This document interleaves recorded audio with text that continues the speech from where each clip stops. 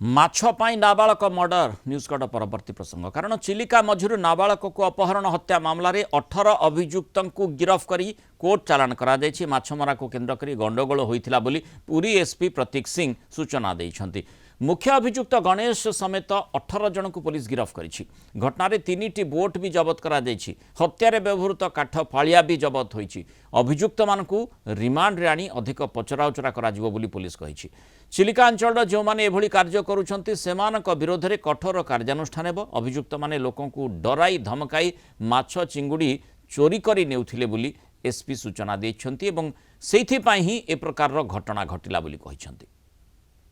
अभियुक्त गणेश ताकू आगे आमे धरिबारे सक्षम हेइथिलु आ ताठू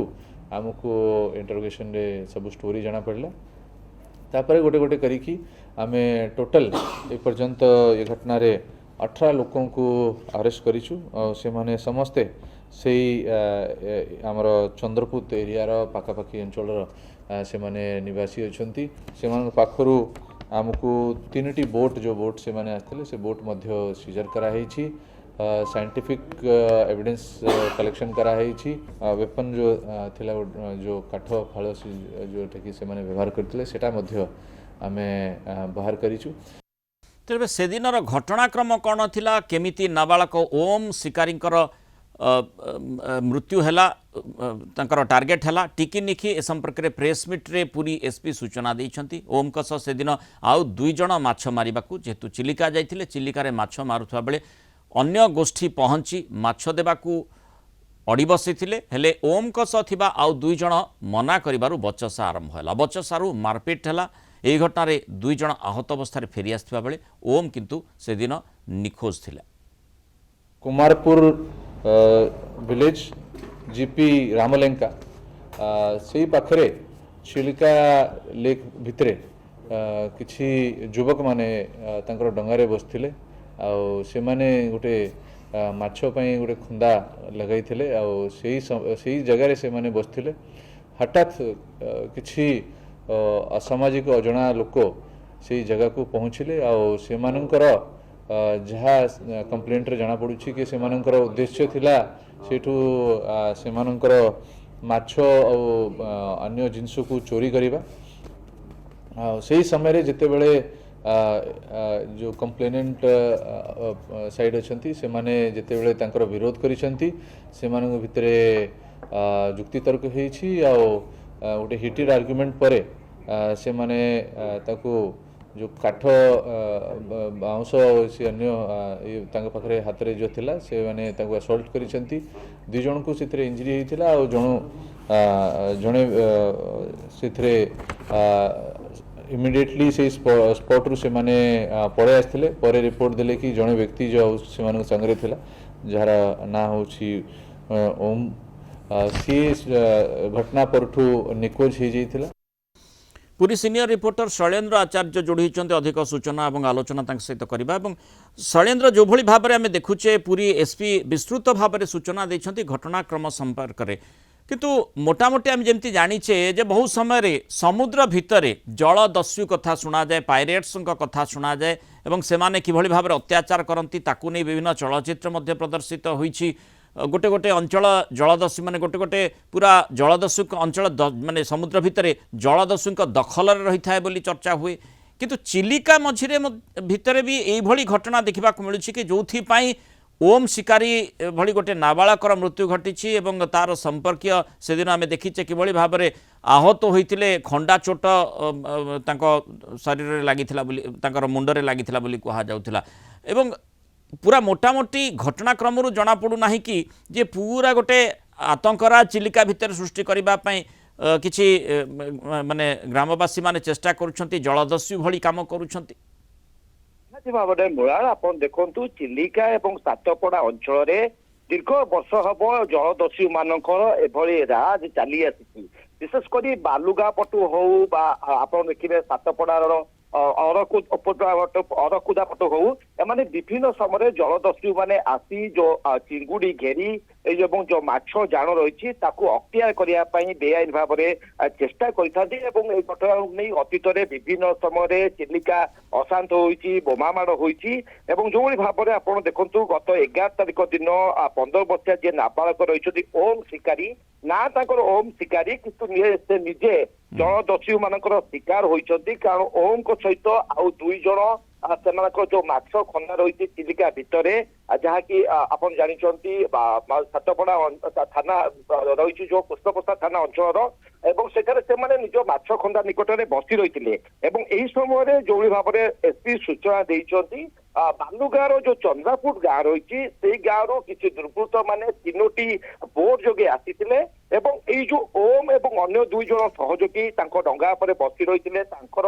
ମାଛ ଖନ୍ଦାକୁ ଅକ୍ତିଆର କରିବା ପାଇଁ ଚୋରି କରିବା ପାଇଁ ଉଦ୍ୟମ କରିଥିଲେ ଏବଂ ଏଇ ଘଟଣାକୁ ନେଇକରି ଓମଙ୍କ ଗୋଷ୍ଠୀ ଏବଂ ଯୋଉ ଚନ୍ଦ୍ରାପୁଟର ଯୋଉ ଦୁର୍ବୃତ୍ତ ଗୋଷ୍ଠୀ ଥିଲେ ସେଇ ଗୋଷ୍ଠୀ ମଧ୍ୟରେ କଥା କଟାକଟି ହୋଇଥିଲା ଏବଂ ସେମାନେ କାଠ ଫାଳିଆ ଏବଂ ଅନ୍ୟାନ୍ୟ ମାରଣାସ୍ତ୍ର ଯୋଗେ ଅତର୍କିତ ଭାବେ ଆକ୍ରମଣ କରିଥିଲେ ଯୋଉଥିରେ ଓମଙ୍କ ସହିତ ଆଉ ଜଣେ ଗୁରୁତର ଆହତ ଥିଲେ ପରବର୍ତ୍ତୀ ସମୟରେ ତା ପରଦିନ ଓମଙ୍କର ମୃତଦେହ ଚିତ୍ର ଆମେ ଦେଖାଉଛ ଦର୍ଶକଙ୍କୁ ଶୈଳେନ୍ଦ୍ର ଏଇ ମାନେ ଅଭିଯୁକ୍ତ ଏବଂ 18 ଜଣଙ୍କୁ ଗିରଫ କରିଛି पुलिस ଏମାନଙ୍କ ବିରୋଧରେ କିଭଳି ଭାବରେ ଦଫା ଲଗାଯାଇଛି ଯେଉଁଭଳି କୁହାଯାଉଛି ଯେ ଯେଉଁ ପ୍ରକାରର पुलिस ତଦନ୍ତ କରି ଜାଣିପାରିଛୁ ସେ ଆଧାରରେ ମଧ୍ୟ ଏସପି ସୂଚନା ଦେଉଥିଲେ ଯେ ମାନେ ଏମାନେ ଦାଦାଗିରି କରନ୍ତି ଚିଲିକା ଭିତରେ ଦାଦାଗିରି ଚାଲେ ଏବଂ ଏମାନଙ୍କର ଏବଂ 2 ଗୋଷ୍ଠୀ ଭିତରେ ଯେତେବେଳେ ସଂଘର୍ଷ ଏବଂ ସେହି ଭିତରେ এই নাবাଳকটি বলি পড়িছি যাহা আপন আলোচনা করুছন্তি কিন্তু যে ঘটনাক্রমে হি সে তার প্রাণহানি হয়েছি না তাকে উদ্দেশ্যমূলক ভাবে আক্রমণ করা যাইছি এটি দফাটি কিভাবে ভাবে লগা যাইছি কারণ তার যে সম্পর্কীয় যে নাবাଳକ তার সম্পর্কীয় যে রয়েছেন সে আহত হয়েছিল সেদিন তাঙ্ক বিরোধে সেই মামলার মানে অভিযুক্ত বিরোধে হত্যা উদ্যম মামলাটি লগা যাইপারে কিন্তু जो नाबालक रही घटना जेहेतु मृत्यु घटी मामला किभली भाव दफा किभली भाव लगे पुलिस देखो कृष्णप्रसाद थाना मूला एने गोटे हत्या मामला रुजु करा गतकाली मुख्य अभियुक्त गणेश को गिरफ्त करा बालुगां अंचल এবং অন্যান্য সমস্ত যে অন্য অভিযুক্ত 17 জন অবশিষ্ট 17 জন রয়েছে যে মানে কি চিলিকার বিভিন্ন টাপুরে লুকায়িত অবস্থায় গোপন করে কৃষ্ণপ্রসাদ থানা পুলিশ সহিত পুরী যে ব্রহ্মগিরি সদর এসডিপিও রয়েছে তা সহিত খোর্ধা পুলিশ এবং বালুগাঁ পুলিশর মিলিত সহযোগে গোটে স্বতন্ত্র পুলিশ টিম গঠন করা এবং মুখ্য অভিযুক্ত গণেশ সমেত 18 জন অভিযুক্ত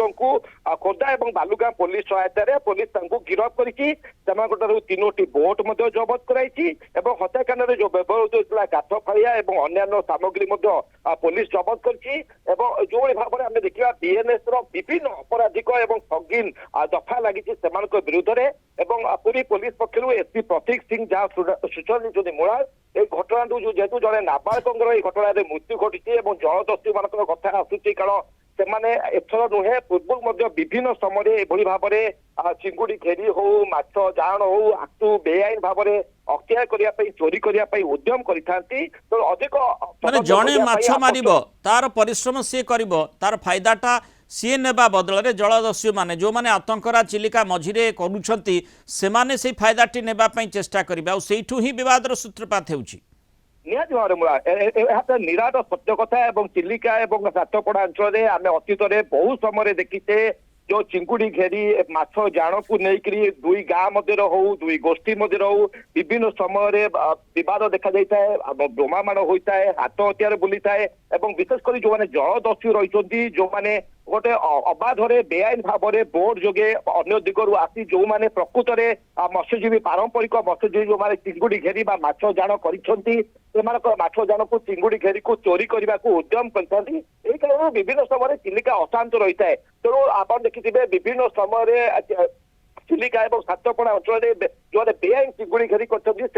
उच्छेद कराई थाए जो मैंने प्रकृत में पारंपरिक मत्स्यजीवी बहु कष्ट श्रम स्वीकार करी माछ जान कर 2 पैसा रोजगार करने उद्यम करते ଜଳଦସ୍ୟୁ ମାନଙ୍କର ଲୋଲୁପ ଦୃଷ୍ଟି ସେମାନଙ୍କ ଉପରେ ପଡିଥାଏ ଏବଂ ସେମାନେ ଗୋଟେ ବେଆଇନ ଭାବରେ ହସ୍ତକ୍ଷେପ କରିଥାନ୍ତି, ଚୋରି କରିବାକୁ ଉଦ୍ୟମ କରିଥାନ୍ତି, ଯାହାଫଳରେ କି ଏଭଳି ଏକ ଘଟଣାର ସୂତ୍ରପାତ ହୋଇଛି। ତେଣୁ ଯେମିତି ଆମେ ଦେଖୁ ଯେ ପୁରା ସୁରକ୍ଷା ବଳ ପଇଁତରା ସମୁଦ୍ର ଭିତରେ ମାରିଥାଏ, ଜଳଦସ୍ୟୁ ମାନେ ଯେଉଁଠି ରହିଥାନ୍ତି ତାଙ୍କ ଉପରେ